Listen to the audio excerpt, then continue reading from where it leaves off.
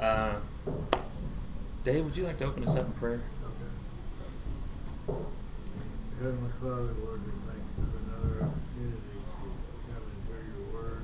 And Lord, this fellowship with Christians to study and learn more about you, Lord. We just thank you for this opportunity. And we pray for the service going on now. And we pray that many visitors will be here. And hear of your love, Lord, in those services. Lord, we just thank you for everything you've done for us. We pray bless the classes going on now, and they all get everything that we need from the lesson and ask it in Jesus' name. Amen. Well, I think it's okay.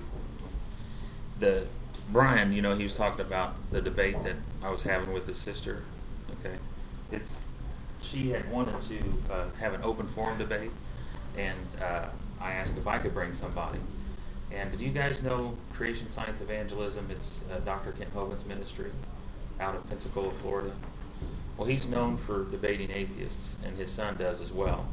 And I contacted their ministry, and they said they'd be interested. So there may be a possibility of this rolling into either a debate or a discussion panel or something that, and we've already talked to the pastor about it. So not sure how it's going to roll into or what it's going to roll into, but if you could keep that in prayer, it's an opportunity to kind of share our faith and hear somebody else how, their point of view in the world and that sort of thing. But the discussion, the online debate may become a live debate, and we may be able to have somebody from a ministry come in and do the debate. Who's going to defend her side? She has a couple of friends who's one of them is actually a former pastor and is now an atheist. He was a pastor for 17 years. And then there's a professor of history that might possibly, but they're having this discussion now as to whether or not they want to do that or not. So we're just, kind of seeing where that goes. So again, she's been listening to our sessions here, so it's so we'll see how it goes. But keep that in prayer if you would. A lot of times those become opportunities to share your faith with a group of people that you normally don't get a chance to. So, but anyway, I just wanted to bring that up real quick, just as a prayer request. Or in the opposing viewpoint, they're not faith, right? Yeah. Yeah. Yep. If you've ever get a chance to, Dr. Hovind, it's drdino.com, and drdino, drdino.com, and you can get some videos from their ministry. They don't copyright any of their material, and you can actually find a lot of that stuff online for free. And if you really want to watch him, he has several debates that he's done with college professors at their universities. They prefer not to do the debate in a church. They prefer to do it at some other location, possibly a university or some neutral location, because most non-believers don't want to come into a church because they feel uncomfortable. And so they want to, make sure that they're in an environment where they feel comfortable enough to come and listen. And so he has a lot of those debates that you can listen to, and it's interesting because you get the full perspective from both sides. It's not, because a lot of times when I was debating with, her name's Beth, when I was talking with her, she had felt that some of my answers were filtered through, my perspective of evolution was come through a creationist, but most of my perspective came through directly from an evolutionist. So, and that's what they sometimes tend to accuse us of, is that we don't really know their side. But that's a good forum to hear their side and to understand and to see the rebuttals going back and forth and so forth. So it's really interesting to see. So, but that something may come of that. This may be an opportunity for the church to reach out. Brian and I spoke with Pastor Ken Friday about it, and they're gonna pray about it, take it to the leadership, and kind of see, what can we do? Even if there's no debate, is there something that we should be doing along the lines of apologetics and teaching the class and so forth. I had shown him that Scientific America back in 2003 or 2002, can't remember. They had assessed the 50 states of America, and they were determining, based upon school boards, what they are putting into the classroom, how much evolution is being taught, and they kind of rated each state, and they had a red, yellow, and a green, and Indiana was in the green, and the complement on their map said exemplary. So they think that Indiana is doing a wonderful job of teaching evolution in the public schools.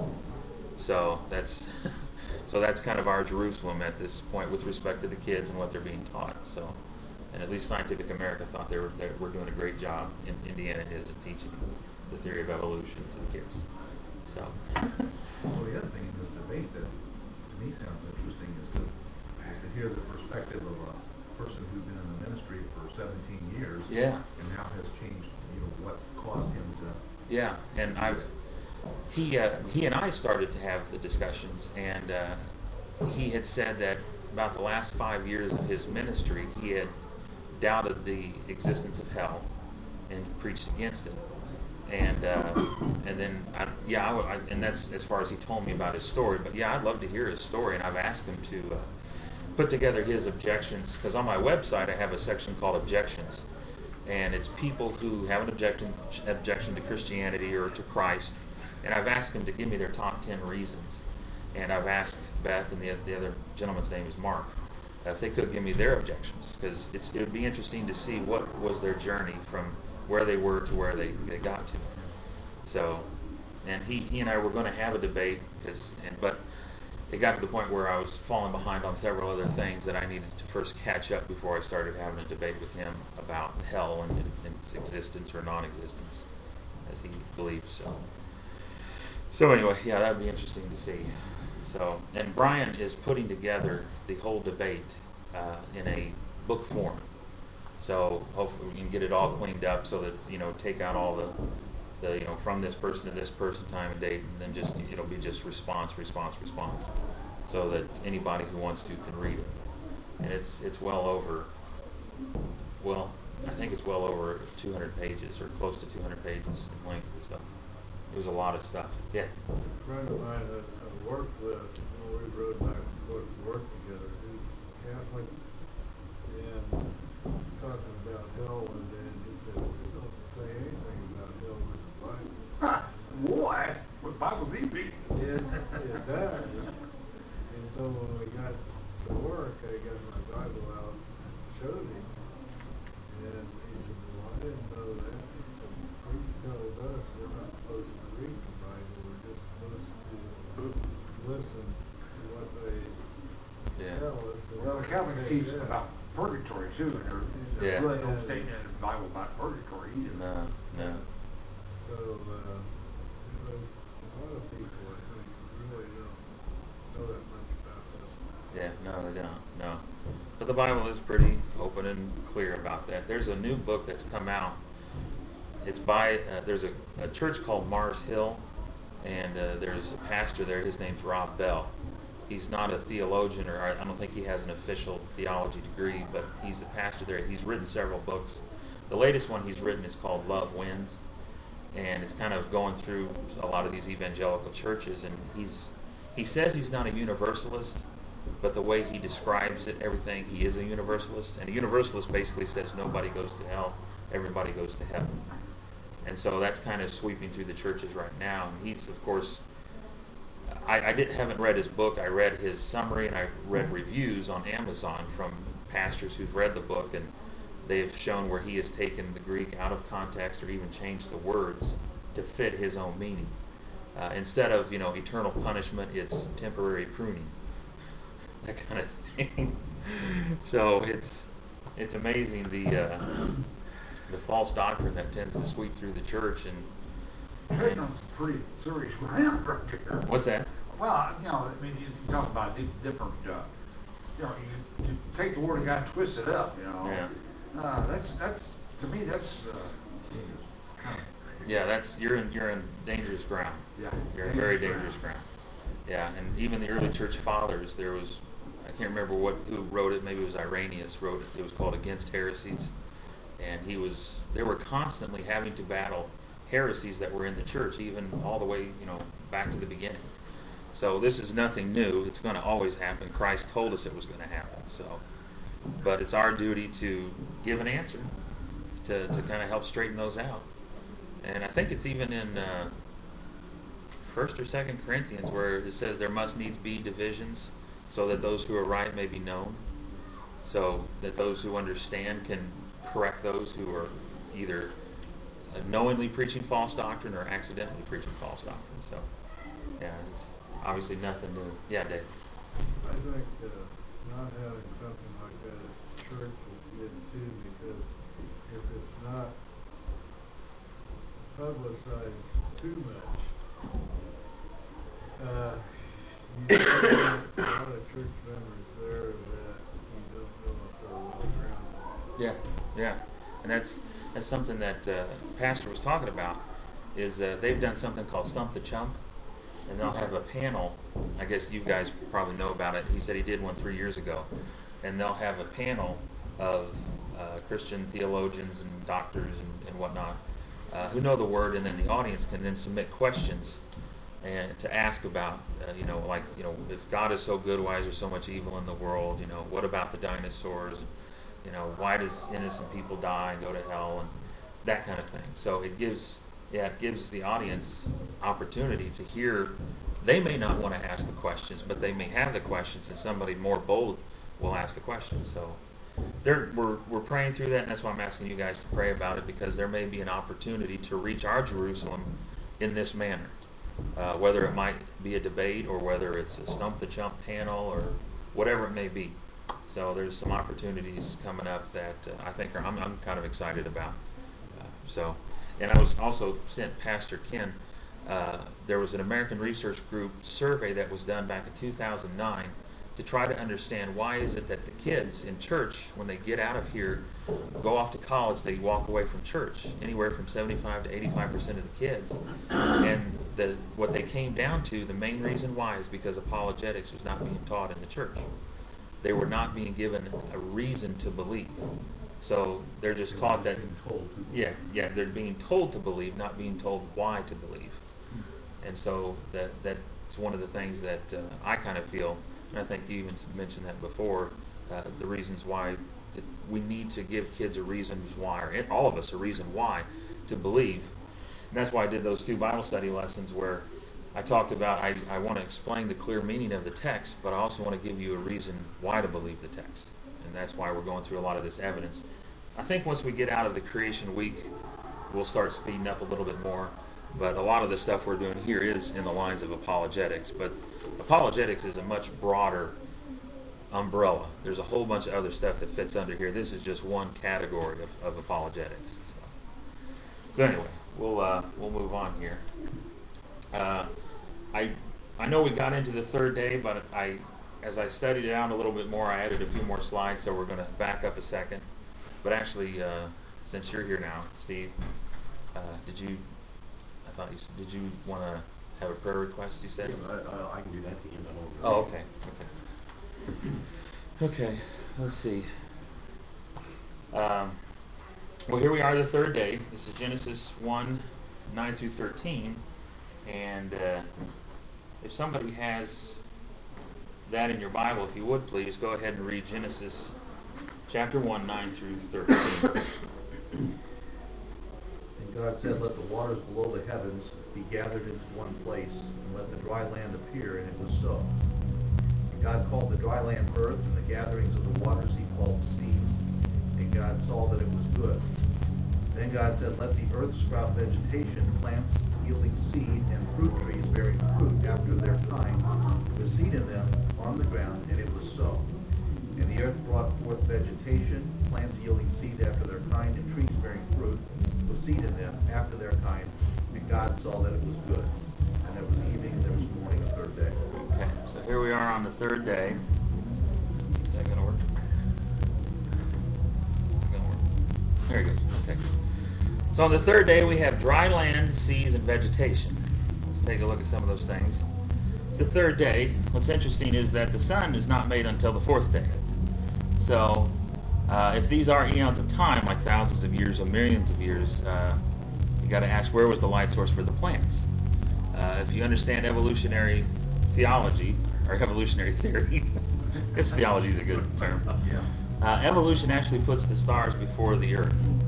And they say that that out of the stars, the planets were ejected. As the gas spread out, it began to coalesce, began to form. It formed the stars, it began to spin, and then some of that matter was spit out. And of course formed the planets, and then so forth and so on. But here we have the earth before the sun, and we actually now have plants before the sun. So this clearly shows that, at least from a biblical perspective, that this cannot be eons of time, because the plants would quickly die without a light source. That's why I say it only makes sense in the context that these are days like we think of today.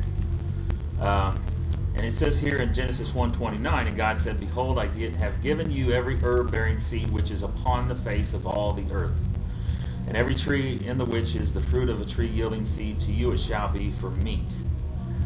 What's interesting is the discovery of thousands of well-preserved leaves in Antarctica. It sparked a debate among geologists over whether the polar region, rather than being blanketed by a massive sheet of ice for millions of years, enjoyed a near-temperate climate as recently as 3 million years ago. Well, it is interesting to find that all over the earth, especially even down at the poles, they find well-preserved leaves, palm trees at the poles, which of course indicates that at one time the whole earth was covered in vegetation, and it was a temperate climate. And like we talked about before, some suspect that there may have been an ice canopy that surrounded the earth just a few feet thick. Ice crystals, probably, and even Josephus put it as being ice crystals or a crystalline form around the earth, and that would help to increase the atmospheric pressure slightly, and also help to create a greenhouse effect, which would give a modest temperature around the whole earth, a pretty good temperature around the earth. Of course, no trees can grow down there at this time of the year or any time of the year, but it was there. And of course, also there's another from the same article that there were deposits of leaves on the side of a cliff that was only 250 miles from the South Pole. According to the earlier scripture, Genesis 1:29, he put vegetation all over the earth. But of course, today, about 70% of everything is underwater. Much of the rest is desert, ice caps, tundra, and treeless mountain ranges, and only about 3% is habitable for man. So it appears at one time that the earth was much more habitable, a lot more foliage, a lot more vegetation, and a lot more places to live. And it was that way from pole to pole. Here it says God himself that formed the earth, he formed it to be inhabited, and that's Isaiah 45:18. So it's possible, this is what a lot of creation scientists contend, is that the earth was full of vegetation from pole to pole, and there was some seas in some locations. And it's interesting that it appears it's going to return to that state at one time, or in the future. Except again, at that time, there will be no more sea. This is Revelation 21:1. It says, "And I saw a new heaven and a new earth, for the first heaven and the first earth were passed away, and there was no more sea." It's interesting here it says, "For the first heaven and the first earth." This, of course, breaks some of the gap theory, where they thought there was another earth before this. I know that Chuck Missler doesn't speak that way, but there are some who think that there was a pre-earth with a pre-Adamic race that existed before, and then that was destroyed, and then this was created, and then, so in other words, this would be the second earth. But according to Scripture, the first heaven and the first earth have not yet passed away. So this is the first heaven and the first earth. So, but it appears that it will be pole-to-pole vegetation, but that in the future there will be no more sea. There goes the cruise industry. Yeah. The Bible does, of course, indicate that there will be rivers flowing out from Jerusalem, so you can take a boat ride, I guess, but but there may not be a cruise industry. This is a Dr. Eugene Scott. I don't know if you've ever heard of her, She had debated, this is one of the people that Dr. Hovind had debated. He did a radio debate with her. And she's head of or a member of the National Center for Science and Education. And their whole point is to keep evolution in the classroom and scientific creationism out. That's their whole goal, is to keep creationism out of the classrooms and to make sure that evolution stays in the classrooms. But in a radio debate, Eugene Scott said, Dr. Hovind, there are 80 separate layers of coal in the Midwest, which is, she's right. If you take a look at the amount of coal in the world, the entire biomass, or all the plants of the world together, would not possibly be converted to that much fossil fuel. And of course, she's right. Then she goes on that there had to have been an enormous amount of time involved in the laying down of coal seams. Well, that's where she's actually wrong. She assumes that the current processes are what happened long ago. She assumes that the current state of this earth was what it was like millions of years ago. But there's a lot of good evidence to show that no, that's not the way it was. It was vegetation from pole to pole. Even the scriptures agree with that. Of course, here's the Powder River Basin, which is a large mass of coal. Some of these strip mines have coal seams up to 200 feet thick. And they believe that these coal seams were formed about 200 to 300 to 400 million years ago. What's interesting, though, is that they find human artifacts inside the coal seams. Here's the guy named Mr. Newton Anderson finds this bell inside a lump of coal. This is in 1944 in West Virginia. He still has the bell. And these slides are from Dr. Hovind's stuff. And if you ever want to call him and ask him, he still has the bell. Virginia is a big coal mining state, isn't it? Is that where Loretta Lynn came from? Proud to be a coal miner's daughter? Yeah. Yeah, and it's interesting. It looks, if you see it, it's like it's praying and it has wings. There's also some other artifacts they found. Here's a small pot. It was discovered at the municipal electrical plant after they pulled the coal up and had it in they just came out of there. It's still at the Creation Evidence Museum, Dr. Carl Ball. Shoe sole was found in Nevada in 1922. The rock that it was dated in was 213 to 248 million years old. So how in the world did you get and they said you can actually even see the stitching and the threads in the sole of the shoe. It was petrified, of course, or fossilized, but it was found within the coal. Shoes must have been, the dinosaurs must have figured out how to make shoes. That's probably what it was. Of course, here was a 4.5-inch high zinc and silver vessel found in solid rock dated at 600 million years old. This must have been dropped off by the aliens when they came to visit. That's probably what happened there. And the top part's for a candle, so. Yeah. They weren't really highly advanced, they did a candle. Yeah, they knew they were coming to a primitive Earth, and they wanted to really get the creationists and all of us upset, so put a candle in top. Well, these are things you won't find in textbooks, though, will you? No, you won't. You won't find these in textbooks. No, not in our public school textbooks. Nothing like filtered media. This is actually a drawing of a 11 feet 6 foot tall man from an Italian coal mine. This is in the book Dinosaur by Dr. Carl Ball. If you want to get the book, there's his phone number. 11 feet 6 inches. The Bible said that there were giants in the earth in those days. I kind of think that there were giants in the earth in those days. That's what I'm thinking. And somebody was asking Dr. Hovind, they said, well, how do you know this is not the skeleton of a woman? He said, well, if you look at the feet, they're not pointing towards the mall. He said the way you can actually tell the difference between a male skull and a human skull is that towards the back of the mandibula, on a woman it's worn out more than that of a man. So I can say that because there's no ladies here. A male skull and a human skull. Or a male skull and a female skull. Did I say human skull? Sorry. You could give some feedback. I know what I'm saying in my head. If my wife's here, she could interpret. So Yeah, she'll interpret that one all right. I'm sorry. Yeah, she doesn't listen to these. So Oh, okay. yeah, she already knows all this. Good stuff. for you. She's heard it all before. This, of course, is Dr. Hovind. This was found in. It's called the Nampa image, and it was found. What's that? Idaho, in a mine, and it was a little clay doll, and the rock that it was found in was 12 million years old, and it's still in the Idaho State Historical Society in Boise.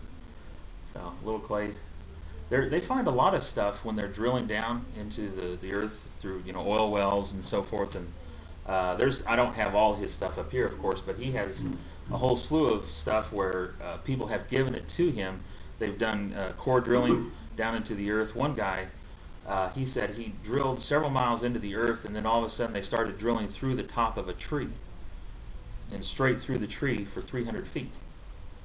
So they go several miles down and they hit a tree that's standing straight up, and they're drilling through the top of it, and the tree itself is 300 feet tall.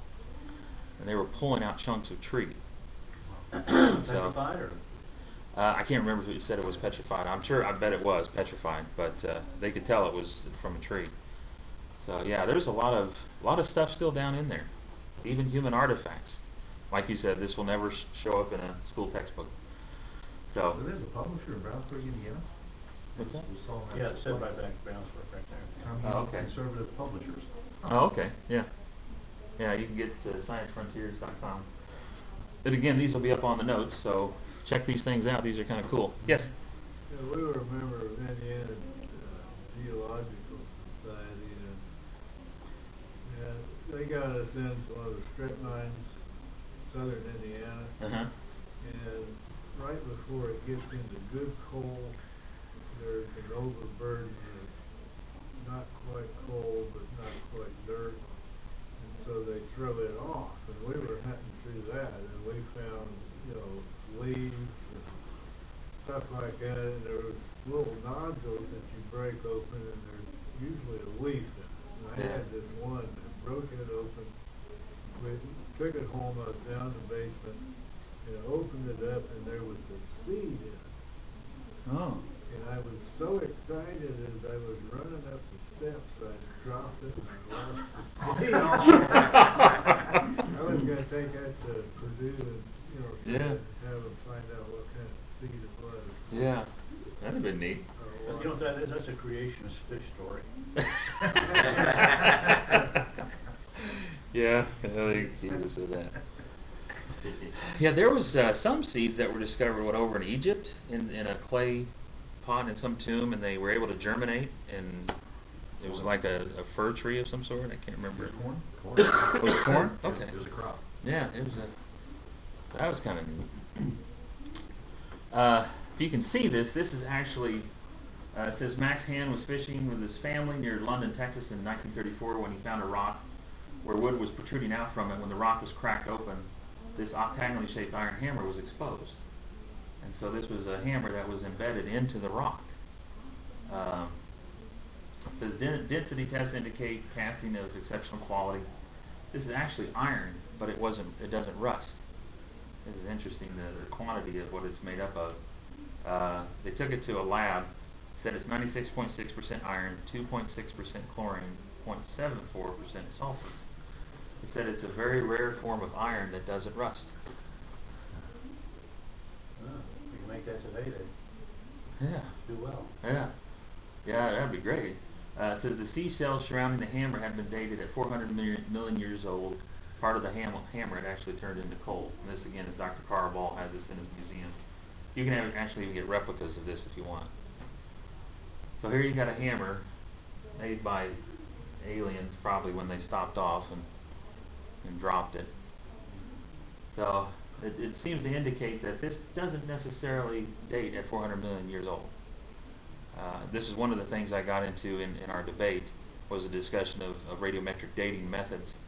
And creationists have contended for years that there's too many assumptions that go into radiometric dating that throw off the dates. And one of the things that was postulated is that the radiometric dating method can be thrown off by varying decay rates. And evolutionists have said for a long time, well, the decay rates don't change. Well, there was a recent discovery found by a professor at Purdue and another one at Stanford that had shown that there is something being thrown off by the sun that causes the decay rates to change. And they change throughout the season. And they change with the cycle of the sun. So it is true that the decay rates do change. Whereas the evolutionists said no, they don't. Creationists said they did. Now there's proof to show yes, they do. So whenever they get these strange dates like this, it's funny how there was one professor in our debate I had put in there. One professor had said, if the date fits with us, we keep it. If it doesn't fit with us, we put it in the footnotes. If it's totally outside of the realm of fitting, we just throw it away. So there's a lot of assumptions that go into dating methods. They can accurately measure the isotope or the carbon atom or whatever it is they're looking for. They can accurately measure that. It's the assumption of how the decay rate is going on and when did it start, what was the quantity of the isotope in the substance when it started. That's all assumptions. Yes? Whenever you send in, evolutionists don't perform their own lab tests. They actually send them to labs. And whenever you send something in for a radiometric dating or anything of the sort, you're required to put the evolutionary period of strata from which this item came from. Yeah. Then, after you tell them how old it is, they'll give you the date. Yeah. Yeah. So basically you assign the answer to the question before you ever send it in. Yeah.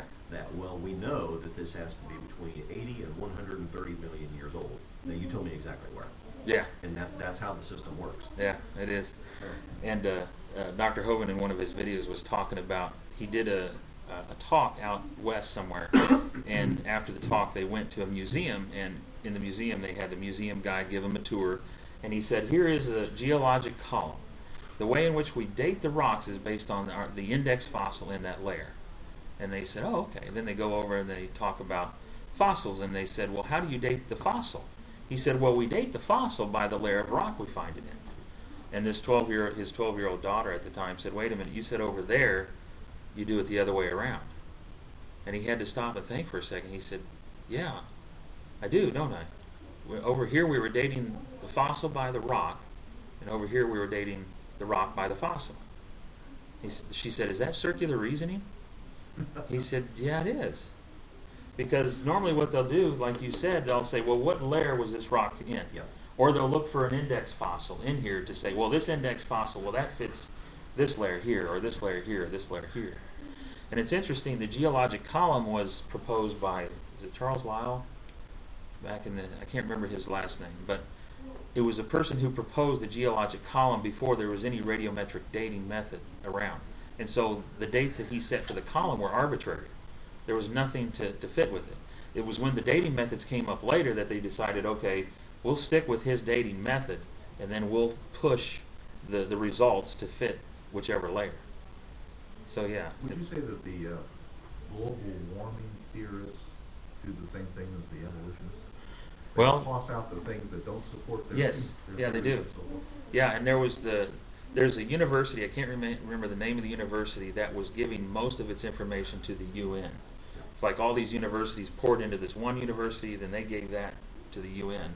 And it was that university where somebody hacked in, leaked the information, and showed that they were doing just that. Go ahead. It was actually a study center funded by a university Yeah. in northern England.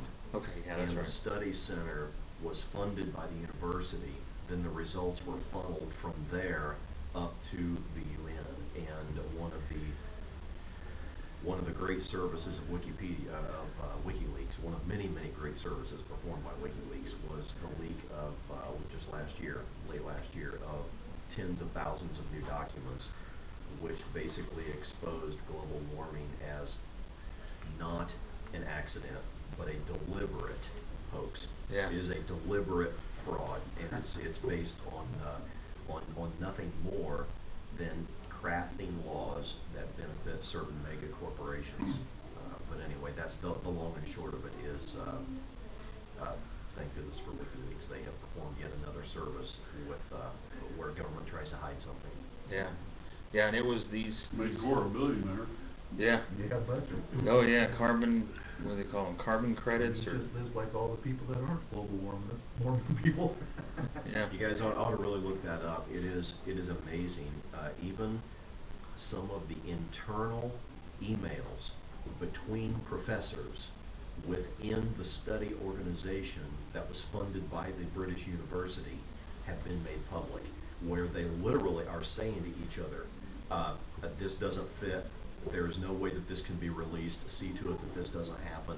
Yeah. And, and I mean, it is so blatant and so obvious. This thing is the biggest hoax since we actually elect presidents. Yeah, yeah. And if you get a chance to read some of those emails, it is interesting. These are the people that are held up as being scientists that are unbiased, that will give you the full-fledged truth. They won't hide anything. They're only after the truth.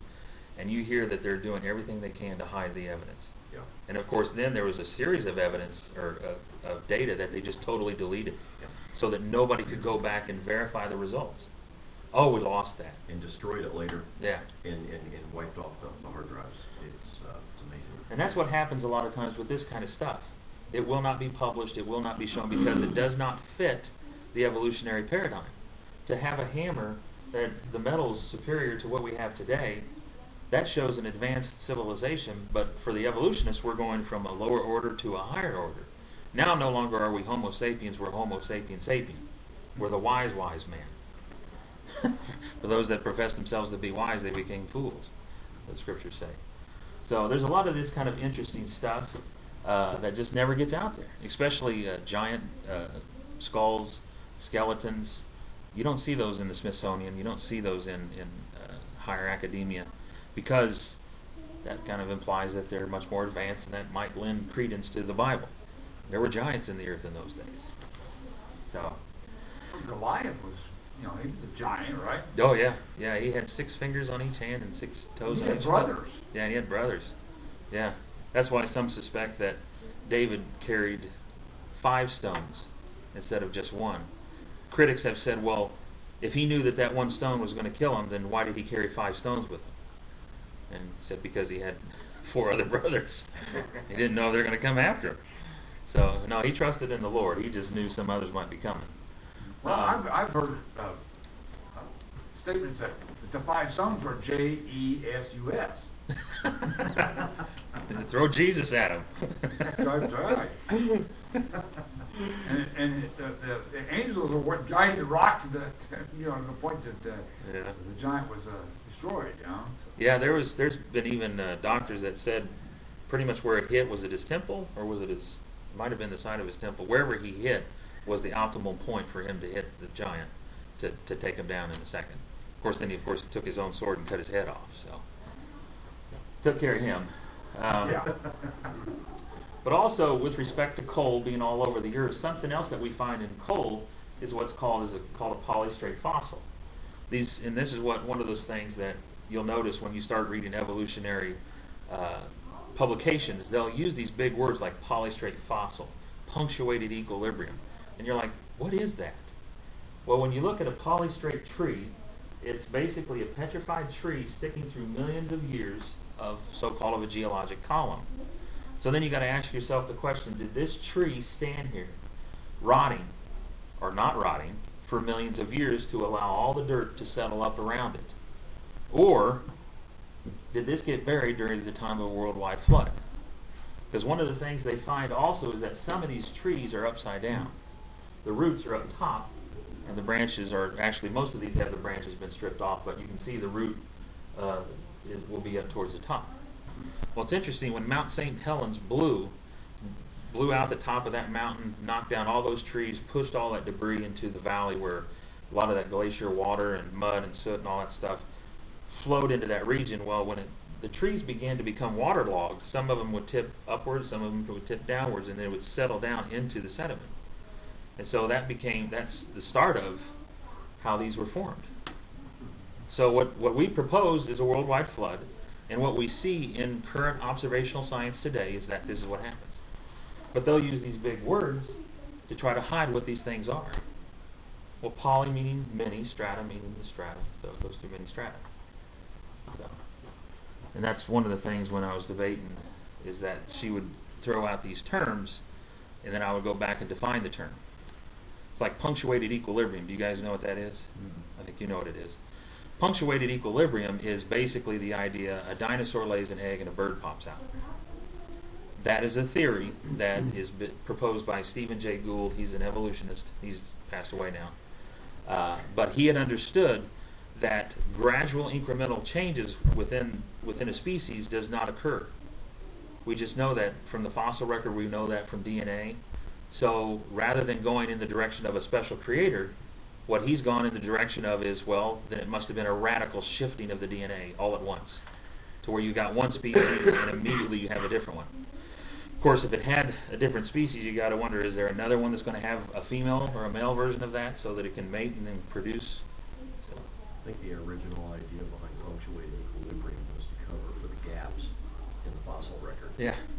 There's huge gaps that they can't account for. Mhm. And so instead of being able to show a linear progression and a constant progression at an observable and repeatable and predictable rate, they had to account for, wow, we had a big, huge leap in evolution, but then nothing happened for 500 million years. And wow, there's another big leap. Yeah. And so they came up with punctuated equilibrium, Yeah. as I understand it. Yeah. And even Francis Crick, one of the founders of the DNA molecule, he had said that, he said, we know enough now to realize that evolution did not occur on this earth. So we believe that it started somewhere else and was planted here. And it's called panspermia. So aliens put us here, is the direction that they're going. Because again, they don't want to go in the direction of a special creator. They want to continue to stay in this idea that it's all by material, by matter, and so forth. And so that's where they come up with these interesting theories. So anyway, but coal itself does not take millions of years to form. You can actually, let's see, this is Argonne National Lab has shown that they can form coal by heating wood, clay, and water at 1500 degrees Celsius for 36 weeks, and they can make a lump of coal. And in some cases, they can actually do it in a few hours. So it doesn't take millions of years to form coal. You just need the right conditions in order for it to form. So, how are we doing on time? Okay, we got a few more minutes. So what was the vegetation like back then? Was it like it is today, or was it different? Because there was vegetation that covered the whole earth. Dr. Eugene Scott said that there was the amount of vegetation that would have been required to make the coal seams is way too much than what we have today. But we got to ask, well, what was the vegetation like back then? Was it much bigger? Was there a lot more? That's a good question. And I think I mentioned this last time, but there was Dr. Kei Mori at Keio University in Tokyo. He had actually raised a tomato plant under a special greenhouse that filtered out UV light, and he also pressurized CO2 to the stem of the plants. I'm not sure, I don't think he was a creationist, but Dr. Carl Ball, who is a creationist, believes that the atmosphere that we had back before the flood was completely different than what we have today. It was pressurized. We had a greater amount of CO2 and a greater amount of O2 in the atmosphere. And he's actually patented an atmosphere, in a sense, as a process to be used for testing. And NASA is actually using some of his patents to create an atmosphere that will allow, I guess, the astronauts to have, when they're up in the saddle and up in the space stations, that they'll have an environment which will help keep them healthier. Because what he has found is that using hyperbaric chambers, using pressurized oxygen, you can actually increase the healing time that it takes for somebody who has an injury or who has a disease or who has an infection. Of course, football teams use this hyperbaric chambers. Decrease. What's that? Decrease the healing time. Yes, did I say increase? You said increase. I'm sorry, yes, decrease the time it takes to heal, and so forth. So, but here's one experiment that they had done which almost in a sense simulated the pre-flood world, which caused this plant to grow much larger and produce a lot more tomato plants. One of them, let's see, it was about 16 feet tall, produced over 907 tomatoes. My wife wouldn't want that because she does all the canning. So, but here's another experiment that was done that was using a special type of light that filtered out UV light and some other forms of harmful rays from the sun, and they ended up getting over 10,000 tomatoes off of that plant. That's quite a bit. Yes? Yeah, in Israel, we went in a greenhouse and they were doing fantastic stuff. They didn't use dirt, and they'd hang a plant upside down. Yeah, hydroponics. Yeah, What it's all called. kinds of stuff. Yeah. Incredible different. And this is what's the reason why I bring this up, because this is a simulation in a sense of what the pre-atmosphere was, the other atmosphere was like. And one of the experiments that Dr. Carl Ball did is he had taken some fruit flies and put them in an environment where it had increased atmospheric pressure, increased CO2 and O2, and also he increased the magnetic field, because they believed that the magnetic field was stronger back then, because we're actually seeing our magnetic field beginning to weaken. So they postulated there was a stronger magnetic field. Well, they got the third generation fruit fly to live, no, a second or third generation fruit fly to live twice as long, or 3 times as long. He said in human years that would be the equivalent of you living 200 years. And they did the same thing with some snakes. They put them in this environment for several weeks, and they were able to actually change the toxin of the venom to become non-toxic just by changing the atmosphere. And they had discovered that because they had energized the atmosphere that the snakes were in, they had postulated, well, if just a jolt of energy can change the toxin, what if we took somebody who had, for example, a bite from a brown recluse or a bite from a snake, use a, what are those called, a taser? If we can use that to taser and change the protein right there immediately so it's non-toxic. And they had done some tests, and they had shown that they can actually neutralize the toxin with a jolt from a taser gun. And so whenever he went off to Papua New Guinea into the jungles, if they ever got bit, they said they carried the stun guns with them, and they'd immediately zap themselves, and it would neutralize the toxin. So it was, that's what happened to Paul when that snake, he was, you know. I don't know, yeah. Not sure, but it's interesting that the things that we discover about the pre-flood world we can use today for science and medicine. Because that's one of the arguments that evolutionists have said again and again and again, is that, well, if we go to creation science and we disavow evolution, then we're going to lose all kinds of advancements in pharmaceuticals, in medicine, in any other kind of area of innovation. But H.S. Lipson, who was the kind of the pope of the paleontologists in Britain, he had basically said that evolution is anti-knowledge and anti-science. It runs contradictory to observational science. So really, we need to start a new construction industry here. We need to Yeah. go to bubble houses. yeah, we need to go bubble house. We need to, well, like Carl Ball, his wife had a debilitating disease, and he said, well, I know a professor at Texas A&M who has a hyperbaric chamber. Why don't we just go there and see if we can do some experimentation where we'll raise the pressure level, we'll raise the oxygen content, and we'll see how it does. And they had 22 sessions, and she's now disease-free. And actually, on one session, she had, before they went into the session, she had dropped some coffee or something on her leg and burned it, and there was an open wound on her thigh, or on her leg, calf, I'm sorry. And the professor there took a plastic bag and some duct tape and stuck an oxygen tube in there. While she was getting pressurized oxygen, they pressurized down at her leg, and within 45 minutes, the wound was healed. Most wounds of that type, say, would take about 10 days to 2 weeks to heal. Just within 45 minutes, it healed up, just under pressurized oxygen. So you kind of think, did they really live for several hundred years? You know, up to almost 900 years before the flood? And I think they did.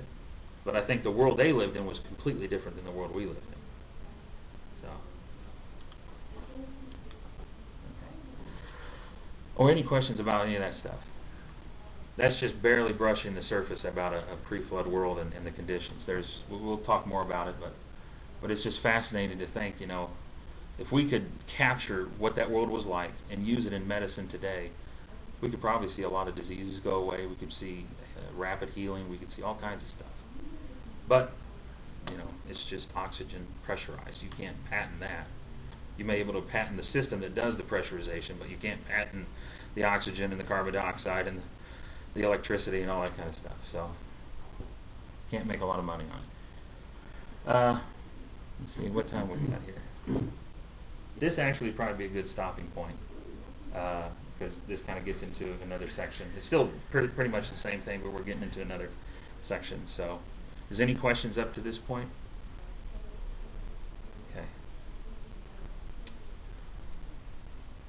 Steve, did you want to share with us your prayer request there? Yeah, if you guys don't mind my completely changing the subject for just a minute. I try not to deluge people with 1,000 prayer requests a week, but I got a really big one that you guys really have to pray about this a week. I really appreciate it. Long story short, I've got, I don't know if you guys know this, but I announce races on television and drive race cars and try to cobble together a living out of that. And we lost a couple of really big contracts this year, and it really put us in a bind.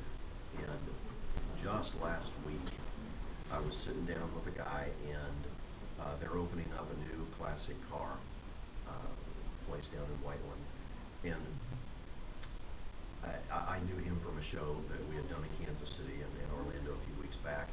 And he said, well, why don't you come out? So I went ahead and went out and sat down and talked to him for a little while and said, you know, maybe there's some small video work or something we can do. And I'm thinking if I can get $1,000 a month, you know, to come out and do their video work, that'd be a chunk right there, you know, Yeah. to at least start to make up for some of what we've really been hit with this year. And he said, well, you know what we really need is a little bit broader help than that. And lo and behold, we ended up talking about another contract where his company would sponsor my race team, and we would produce a television show for them for 13 straight weeks. And it would end up being, it'd be a $250,000 deal over 2 years. And it would just be enormous on so many levels. First of all, we could actually make a living. Now, you don't get to keep it all because you got to spend a lot of it to go racing, a lot of it to produce a TV show and so forth. But at the end of the day, there's a living left there, and a good living. Yeah. And secondly, from a professional standpoint, I cannot possibly tell you, because I've been praying about this like crazy. I mean, this has been like a huge, huge burden for me to try to replace the lost income for our family this year. And so when this came out of the blue, and we started talking about a sponsorship contract, it kind of sank into me. And I don't know if you guys follow motorsports, but it's like the NBA. The NBA is not a game, it's an industry. And if you don't understand that, you don't know anything about professional sports. And race driving is the same way. It is not a sport, it is an industry. And I'm 46 years old, and Roger Penske is not going to call me. You know, it's not going to happen. And to be at this point and get a major 6-figure contract to drive, I would say it's rare, but that's not really true because that indicates it occasionally happens. It doesn't happen. It's like somebody coming up and they're almost 50 years old and all of a sudden they're a singer and they get signed to a huge contract with Disney. It does not happen. And we're that close. I'm supposed to meet with a guy either Wednesday or Thursday and pitch him on everything. They're very interested. So, you know, I've blathered on about this and I'll shut up. So thanks for listening to me on it. If you guys would help me pray about this, you won't have to wonder if you hear somebody screaming like an idiot from the rooftop downtown Indianapolis on Thursday afternoon. It'll be me. So that would just be enormously huge on so many different levels. So there's my big prayer request, and when you guys sit down and pray this week, if you help on that, I would really Will appreciate do. it. Definitely. Well, that brings up, does anybody else have any prayer requests that they'd like to, before we leave in prayer? Of course, I would ask that you pray about what I talked about earlier about the possible debate and the possible what will come out of that. So hopefully, you know, my desire is that the Lord gets all the glory in all this, that we can reach the lost, we can reach our Jerusalem. That'd be great. So. I missed it. Yeah, the online debate that I was having with, well, you probably weren't here for that either. I had been debating Brian's sister, who's an atheist, by email back and forth, and it went for about a week and a half. And it seems to be possibly going from an online debate to an open debate. And she had some friends that she wanted to bring, and I said, "Can I bring any friends?" And she said, "Sure, if you want to." And I called up Dr. Hoven's ministry, Creation Science Evangelism, and his son still does that. And he said, sure, he'd be willing to come. And so I presented that to her, and now they're having a discussion as to whether they want to continue. So we're looking for the opportunity to have an open forum, to have either both sides debate and let the crowd, you know, let there be a crowd. They don't want to do it in the church because, or Eric Hoven doesn't want to do it in the church because most non-believers don't want to come into a church. But if we have it at a university or at a or on a neutral territory, they might be willing to come. So it could be an opportunity to share the gospel in an apologetic manner to a group of non-believers. So we'd be praying about that. So, if there's no other requests, would somebody like to close us out in prayer? Thanks, Mike. Lord, we come to you with a bit of awe in our hearts, and just want to ask you that to bless this ministry that we have going here with Jeff, to bless its online delivery, and just to let you know that we are very proud to have you as our Father God, and we are very proud to know you, and just to rejoice and to be glad in what you have given us as far as knowledge of your word, in your scripture, and to just be happy to proclaim that to the world. It is truth. You are truth, and you have shown so many times in scripture that it all points to your Son and to the cross of Calvary. And we just want to lift up all these prayer requests this week, just acknowledging that we seek your hand in our lives. And we give all glory, thanks, and honor to Jesus Christ. In his name we pray. Amen. Amen. Thanks again, guys.